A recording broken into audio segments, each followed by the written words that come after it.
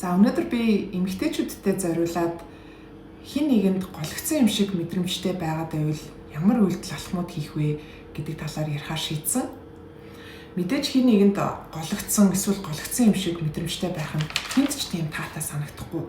Тэгээ ялангуяа эмэгтэй хүмүүс ийм мэдрэмж аваад эхлэхээр нөгөө хүн нь зайгаа бариад байгаа юм шиг мэдрэмжийг аваад эхлэхээр айгүй түгшээд эхэлдэг. Араас нь ингээл утга учиргүй хөөцөлдөх ёстой юм шиг улам илүү хичээгээл улам илүү сайнараа байх ёстой юм шиг мессеж бичээл залгаал юу болоод байгааг нь мэдэх ёстой юм шиг ингээд бүр амар хэцүү мэдрэмжүүд хүчтэй төрөөд эхэлдэг.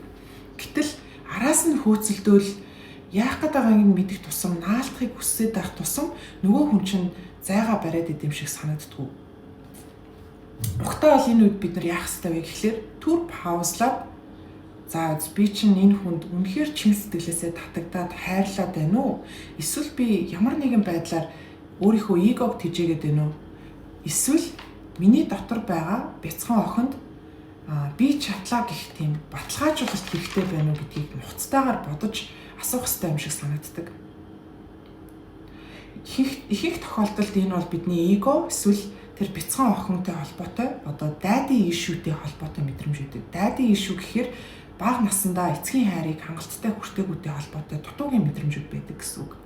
Гэтэл юу гэхээр чи бол тэр хайр халамж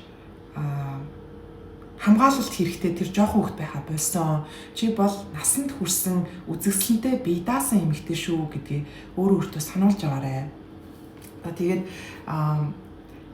болцож байгаа ч юм уу, үерхэж байгаа залуу чинь ямар нэгэн байдлаар чамаас зайгаа аваад нэг л тийм тухгүй мэдрэмж төрөөд эхлвэл нэг л зүйлийг сануулж хэлмээр байна. Энэ бол тэр хүн рүү явуулж байгаа, чиглүүлж байгаа бүх анхаарал, энерги, фокусаа өөрлөгөө буцаагаад авцраа. Хин нэгэн эрэгтэй рүү чиглээд байгаа тэр их анхаарал, фокусаа өөртөө эргүүлэн татаад ямар нэг хүлээлтээс ангижрах нь биднэрт ямар сайхан эрх чөлөөг өгдөг гэж бодож байна. Тийм болохоор өнөөдөр хэрхэн тэр анхаарлыг өөр дээрээ эргүүлэн татаад бие сэтгэл, бие махбодороо маш сайхан гялалзаж гялтаанах тухай ярмаар байгаа юм. Мэдээж одоо гологцсон мэдрэмжтэй байх, түгшсэн мэдрэмжтэй байх энэ байдлаас гарах нь тийм амар биш. Гэхдээ бид нар анхаарлаа өөрлөгөө өөрийнхөө амьдралын бусад чухал зүйлсээр хандуулж чадах юм бол энэ бас боломжгүй зүйлч биш. Тэгээд хоёр үндсэн хүрээний тухай өнөөдөр ярина. Нэгдүгээрх нь сэтгэл санаа, оюун ухааны хувьд, хоёрдугаарх нь бие махбодын хувьд. За сэтгэл санааны хувьд хамгийн нэгдүгээр алхам нь бид нэр детач хийж сурах хэрэгтэй. Detachment гэж юу гэсэн үг вэ гэхээр альва үр дүн хүлээлтээс өөрийгөө салгаж ангижруулах тухай ойлголт. Хин нэгний араас ер нь бол хизээж битгий хөөцөлд харилцаагаа болгож бүтээгээд хуруугаач хөдлөхгүй байгаа хүний араас өхөн хатан хөөцөлдөөл эсвэл ямар нэгэн хариу гордоол хүлээгээд суух нь өөрөө тэр зүйлийг хүчлээд байгаагийн хэлбэр байхгүй юу?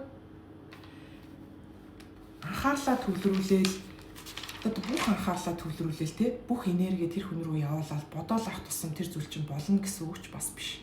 Нөхцөл байдлыг контролдох гэж оролдох хин нэгнийг одоо нууцхан хартад сэрдэг ч юм уу надаас илүү сайхантай нучирч магадгүй яана намайг хайчих үе дэж гэдэг юм уу.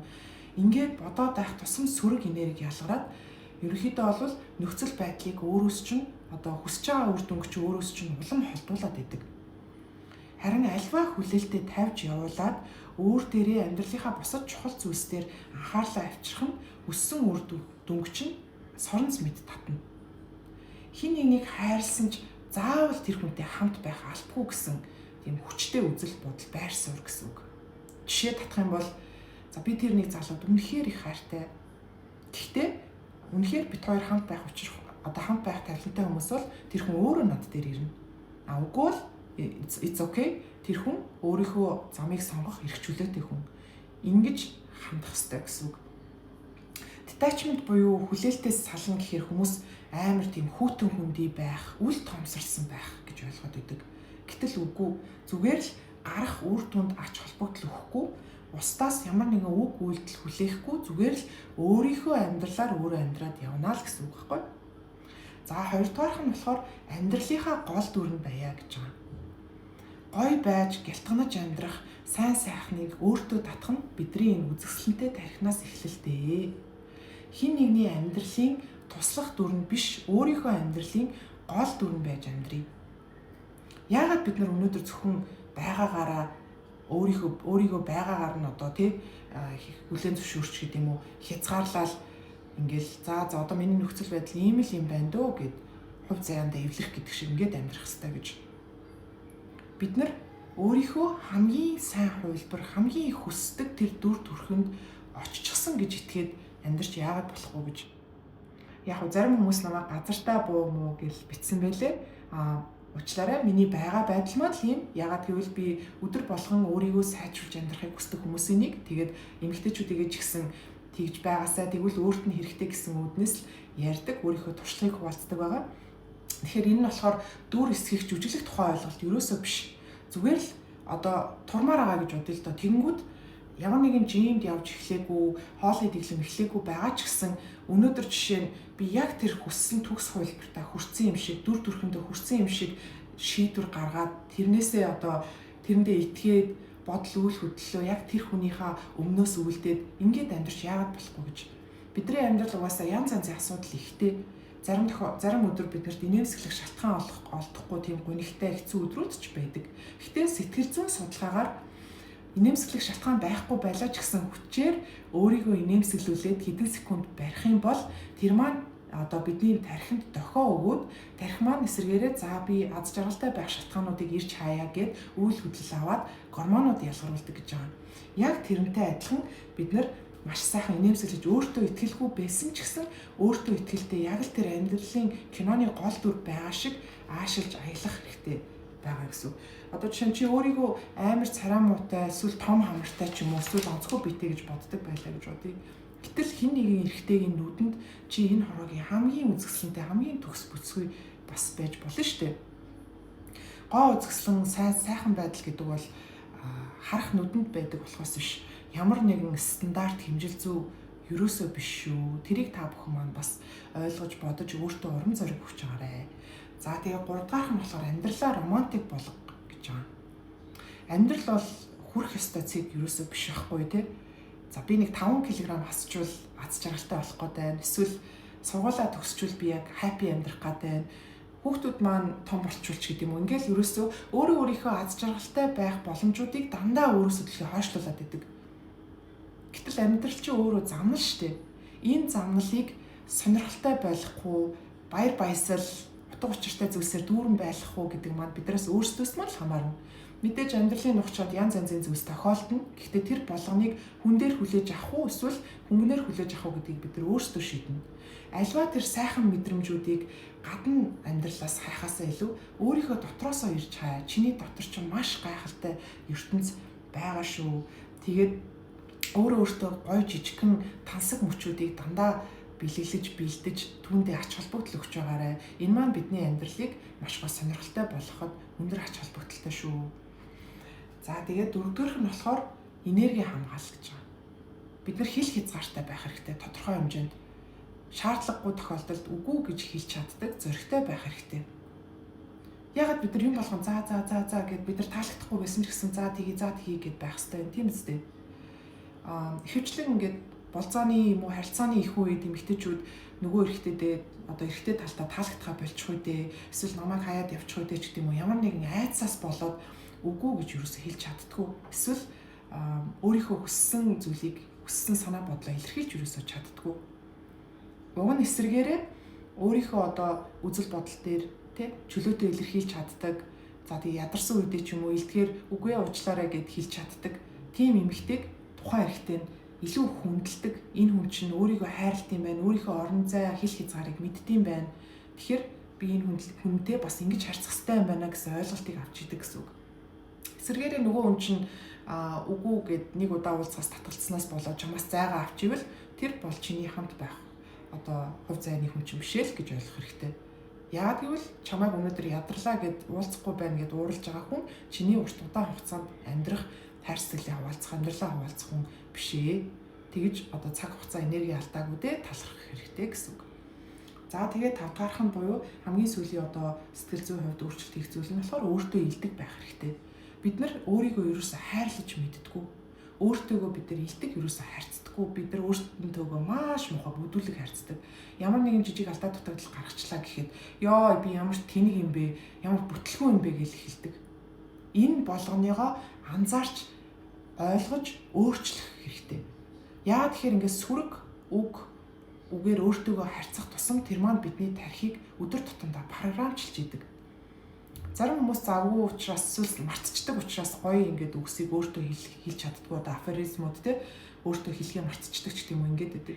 Тэгэх юм бол ядаж өглөө орой нүрээ угаагаад тосоо төрөхтэй толимд хараад өөртөө сайхан үгийг хэлжээрээ. Би чи сайхан эмэгтэй шүү. Би бусдтай маш илдэг харцтай. Би өөртөө итгэлтэй шүү. Би өөрийнхөө нүдэнд дуртай ч гэдэм үү. Ингээд хэдхэн зөвхөн үгсийг өөртөө хэлэх нь өөртөө маш гоё урам зориг өгч өгдөг юм шүү. Тэгэхээр өөртөөгөө сайхан харьцаарай. За хоёрдугаар бүлэг маань болохоор бие махбодын хувьд гялалзаж өөрийнхөө энергийг өөртөө татах гэж байгаа. За нэгдүгээрх нь хоол. Идж байгаа хоолоо сайжруулах. За би болохоор 2 хүүхэдтэй. За ерөнхийдөө хөдөлгөөнтэй төрлийн хүн. Гэхдээ ингээ 20 эдтэйдээ юу ч хамаагүй идэл шингээчдэг байсан бол 30 гараал хүүхэдтэй болсноос хойш ер нь тэхээ болцсон. Идж байгаа илүү калори, гурилтай зүйл, чихэр, сахар бичээ юу гэдгийг энэ бүхэн маань миний биед нөлөөлөл нь үзүүлдэг нөлөөлөл нь харьцангуй их болцсон гэсэн үг. Хитрхи их гурил идчихээр гид цанхаагаал хөөгөөл аюу тухгүй мэдрэмж авдаг. Одоо биднэрт идж байгаа зүйлс маань үнэхээр хэрэгтэй зүйл үү эсвэл зүгээр л хүсэл үү гэдгээ хязгаарлаж сурах нь их чухал юм шиг надад санагдсан. Хоёр дахь хүүхдээ төрүүлснээс хойш би аюу их жин нэмсэн. За тэгээд арайг жингээ хасаад явж идэл памбаны асуудалтай нүүр тулгарсан. Тэгээд би маш их жин нэмсэн. Жингээ хасахын тулд янз янзын зүйлс туршиж үзсэн. Тэгээд надад хамгийн таарсан кето дэглэм байсан. Ерөнхийдөө яг дандаа кето дэглэм барихаасаа илүү нүүр сус багтай уураг өндөртэй хоол хүнсийг сонгож хэрэглэх болсон. Нэгдүгээрт би жин хассан, хоёрдугаарт маш гоё ирүүлсэн. Тэгээ нүүр сус бага уураг өндөр хоол идэд ирэхээр тархи маань ч гэсэн их сэргэг байдаг. Ерөнхийдөө над шиг завгүй маш тийм одоо хөдөлгөөнтэй амьдралын хэм маягтай хүнд аль болох энгийн их бодоод авах шаардлагагүй хоол хүнс амар байдаг. Би бол одоо дахианы цээж мах, үхрийн өөх, багтай мах, стевиа сахар, конжак будаа, тэгээд төрөл бүрийн ногоо, жимс, самар гэх мэт зүйлсийг холиол хоолоо хийждэг гэсэн үг. Мэдээж яг хүн болгонд кето юм уу, карнивор дэглэм тохирох албагүй. Зарим хүмүүс маань vegan, vegetarian хоол иддэг эсвэл хоолныхаа порцийг одоо 5-6 хуваагаад иддэг ч юм уу. Тэр нь бидэнд сайхан тохирдог хүмүүс маань бас байдаг. Гэхдээ амрууга юу хийж ийн вэ? Энэ маань энэ амрууга хийх гээд байгаа зүйл маань миний хүсэл үү эсвэл надад хэрэгтэй зүйл үү гэдгийг эхлээд бодож байгаарай. Тэгээд идж байгаа хоол хүнс чинь чиний биед яг ямар нөлөө үзүүлж байна? Эцсийн дараа ирчүүч өгөөд урт хугацаанд тайван амгалан байлгах чинь эсвэл маш тухгүй мэдрэмж төрүүлээд гиз хүзэг чинь хөөлгөд байна уу гэдэг дээр анхаарч ерөнхийдөө өөрийнхөө идж байгаа зүйл дээр судалгаа хийнэ гэсэн үг. Зөв зүйлээ идээд эхлэхээр хүнд маш олон төрлийн гайхамшигтай өөрчлөлтүүд гараад эхэлдэг. За тэгээд body positivity гэдэг нэг хэллэг байдаг. Тэр нь юу вэ гэхээр одоо биендээ илдэг хандах гэсэн үг. Энд дээр нэг буруу ойлголт байгаад идэг. Тэр нь юу вэ гэхээр би одоо жишээ нь өнөөдөр 10 цэсэм торт идчихэл за би биендээ илдэг байна, би эндээ эрэг хандна гэд бодоод байгаа. Гэтэл энэ маань эрэг зүйл ерөөсөө ч биш, өөрийгөө хорлож байгаа хэлбэр байхгүй юу? Буруу шийдвэр гаргасан гэсэн үг. Тэгэхээр body positivity буюу биедээ илдэг хандах гэдэг нь бие байгаагаар нь ямар удамшлалтай, ямар бүтцтэй юм гэдгээр нь хүлээн зөвшөөрөөд харин тэрэн дээрээ ямар хоол хүнс илүү тохирч ийнэ гэдгээ тааруулнаа л гэсэн үг. За хоёрдугаарт булчингийн масс нэмнэ гэдэг нь маш чухал ач холбогдолтой зүйл. Бидний харагдах байдлыг өөрчлөхөөс гадна яг сэтгэл зүйн төвлөрөлтэй оюун санааны тогтун байдалд маш эргээр нөлөөлдөг. Эмэгтэйчүүд ихэвчлэн 30 гараад ирэхээр булчин массаа алдаад дээрэс нь ээж болсон ч болоогүй ч арцаг ёроолын булчин сулраад эхэлдэг. Тэгэхээр хөлөө үзгөө чанга байлгах нь биднэрт өндөр ач холбогдолтой эрүүл мэндийн талаасаа яг хүн болгон төмөр үрэх албагүй пилатес, йога зэрэг одоо гоё дасгал хөдөлгөөнүүдийг хийгээд жижиг деталь булчингуудаа ажилуулад ирэхээр урт хугацаанд одоо ядрахгүй илүү их энергитэй байх, дээрэс нь бие гоё цэгц авч явахад маш их тусалдаг. Нэг буруу ойлголт байгаад байдаг нь төмөр өргөл эхлэнгүүд хаалт шиг амар булчинтай болно гэд зарим хүмүүс айгаад байдаг. No. Энэ бол ерөөсөө тийм хялбар зүйл биш. Маш нарийн хооллолт, дэглэм, дасгал хөдөлгөөн, дээрэс нь нэмэлтүүд хэрэгжилж хүмүүс тийм болдог. Би өөрөө 4 жил фитнесээр хичээсэн үеийн үед хэлэхэд тэр булчинг тэгж томруулах бол тийм хялбар амар зүйл биш. Дээрэс нь эмэгтэйчүүд биднэрт ч гэсэн тэр суурь нь байхгүй. Тэгэхээр айх хэрэггүй гэж хэлмээр байна. За тэгээд 3 дахь нь гадаад дүр төрх, ялангуяа үс арьсандаа анхаарах. Энэ дээр бол би нэг олон зүйл ярмааргүй байна. Яагаад тэгэхээр энэ ширүүн уур амьсгалтай нөхцөлд манай Монгол эмэгтэйчүүд биеэ маш сайхан авч явдаг. Тийм болохоор ерөнхийдөө би өснийхээ төлөө юу гэдэг вэ гэхээр нүүрс ус багтай өндөр уурлаг хоол хүнс идээд 2-3 удаа л 7 хоногт л угаадаг. Тэрнээс илүү их угаахаар өс маань аягүй хуурайшаад идэг. За нөгөө талдаа арьсандаа бол мэдээж бид нэр арьсныхаа онцлогийг мэдэх хэрэгтэй. Арьсандаа тохирсон маш өндөр чанартай бүтээгдэхүүнийг олж хэрэглэх хэрэгтэй. За тэгээ үнэхээр өөрөө шийдэж чадахгүй асуудлууд байх юм бол мэрэгжлийн нарийн эмчтэр очиод зөвлөгөө аваад тариа хийлгээд лазер хийлгээд маш олон төрлийн нэмчилгээнүүд байдаг болсон. Тэгэхээр тэр болгоныг одоо ашиглаад өөрийгөө сайжруулах алхмуудаа аваарай гэж хэлмээр байна. Би өөрөө төгсрөөд энэ бүхэнд мастер болсон хүн бол биш ээ. Тэгээд та бүхэнтэйгээ адилхан суралцаал, өөртөө сануулаад, өөрийнхөө амьдралыг сайжруулах гал зорж яваа. Тийм л эмэгтэй. Тэгээд ямар нэгэн байдлаар гологдсон мэдрэмж төрөөл маш тухгүй байгаа л хин нэгний араас хөөцөлдөөл, үр дүнгийн араас хөөцөлдөөд ингээд байгаа бол төр зогсоорой. Тэгээд өөртөө сануулаарай. Би чинь үн цэнтэй, өөртөө итгэлтэй эмэгтэй шүү дээ, тэ. Би яагаад энэ бүхнийг ингээд өөрийнхөө энергийг, өөрийнхөө бүхнийг ингээд золиослон байж ингээд байгаа юм бэ? Би өөртөө анхаарлаа хандуулъя л да гэдэг шийдвэрийг гаргаарэ. Тэгээд намайг сонссонд баярлалаа.